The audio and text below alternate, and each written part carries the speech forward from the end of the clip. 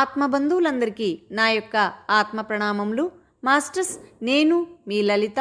మిత్రులారా, ఈరోజు కూడా మనం మరికొంత జ్ఞానాన్ని శ్రీకృష్ణామృతం ఉత్తర గీతా జ్ఞానసారం నుండి షేర్ చేసుకుందాం మాస్టర్స్.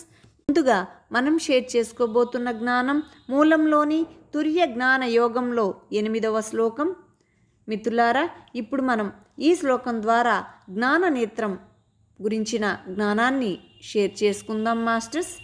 సర్వత్రావస్థితం శాంతం న ప్రపశ్యే జనార్దనం జ్ఞానచక్షుర్విహీనత్వా దంద సూర్యమివోదితం. మిత్రులారా, ఇప్పుడు మనం తాత్పర్యాన్ని షేర్ చేసుకుందాం. గ్రుడ్డివాడు సూర్యోదయాన్ని చూడలేనట్టు జ్ఞాననేత్రం లేనివాడు సర్వత్రా వ్యాపించి ఉన్న శాంత స్వరూపుడైన జనార్దున్ని చూడలేడు. మిత్రులారా, ఇప్పుడు వివరణ తెలుసుకుందాం. సూర్యుడు ఉదయించి లోకమంతా ప్రకాశిస్తున్నప్పటికీ కళ్ళు లేకపోవడం వల్ల ఒకానొక గ్రుడ్డివాడు ఆ సూర్యుడిని చూడలేడు. అలాగే సర్వవ్యాపి అయిన ఆ సర్వాత్మను జ్ఞాననేత్రం లేని అజ్ఞానులు దర్శించలేరు. జ్ఞాననేత్రం లేని వాళ్ళు కన్నులుండి గ్రుడ్డివాళ్లతో సమానం. ఈ జ్ఞాననేత్రాన్ని దివ్య దృష్టి అని కూడా అంటారు.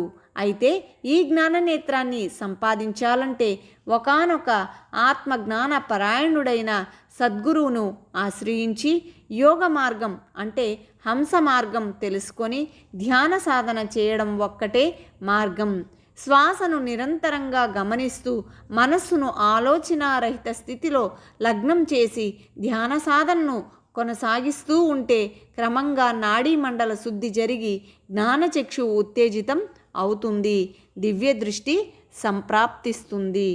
మిత్రులారా, ఇప్పుడు మనకు తత్సంబంధమైన జ్ఞానాన్ని మనకు అందించేటటువంటి భగవద్గీతలోని 15వ అధ్యాయంలోని 10వ శ్లోకం ద్వారా జ్ఞానాన్ని షేర్ చేసుకుందాం. ఉత్క్రామంతం స్థితం వాపి భుజ్ఞానం వా గుణాన్వితం విమూఢానాను పశ్యంతి జ్ఞానచక్షుషః. మిత్రులారా, ఇప్పుడు తాత్పర్యాన్ని షేర్ చేసుకుందాం. జీవాత్మ ఈ శరీరంలో ఉన్నదని కానీ త్రిగుణాలను కలిగి ఉన్నదని కానీ విషయాలను అనుభవిస్తుందని కానీ శరీరాన్ని విడిచి వెళ్తుందని కానీ అజ్ఞానులు తెలుసుకోలేరు. జ్ఞాననేత్రం ఉన్న తత్వజ్ఞానులు మాత్రమే స్వస్వరూపాన్ని తెలుసుకోగలుగుతారు. మిత్రులారా, ఇప్పుడు మరొక శ్లోకం ద్వారా మనం మరికొంత జ్ఞానాన్ని షేర్ చేసుకుందాం. మరి యోగి అన్న జ్ఞానం ఈ శ్లోకం ద్వారా మనం షేర్ చేసుకోవడం జరుగుతున్నది మాస్టర్స్. ఈ శ్లోకం మూలంలోని తుర్య జ్ఞాన యోగంలో 19, 20వ శ్లోకాల ద్వారా మనం తెలుసుకుందాం. భిక్షాన్నం దేహ రక్షార్థం కంథాసీత నివారణం అస్మానం చ హిరణ్యం చ శాకం శాల్యోధనం తథా. మిత్రులారా, ఇప్పుడు మరొక శ్లోకం కూడా మనం తెలుసుకుందాం. సమానం చింతయేద్యోగి యది చింతామపేక్షతే భూతవస్తున్యశోచిత్వే పునర్జన్మన విద్యతే. మిత్రులారా, ఇప్పుడు మనం తాత్పర్యాన్ని తెలుసుకుందాం. పోయిన వస్తువుల గురించి చింతించక కావలసినది మాత్రమే కోరుతూ శరీరాన్ని పోషించడం కోసం భిక్షాన్నాన్ని స్వీకరిస్తూ చలి బాధ కోసం బొంతను ధరిస్తూ రాయిని బంగారాన్ని కూర అన్నాన్ని శ్రేష్టమైన వరి అన్నాన్ని సమానంగా చూడగలిగే యోగికి పునర్జన్మ ఉండదు.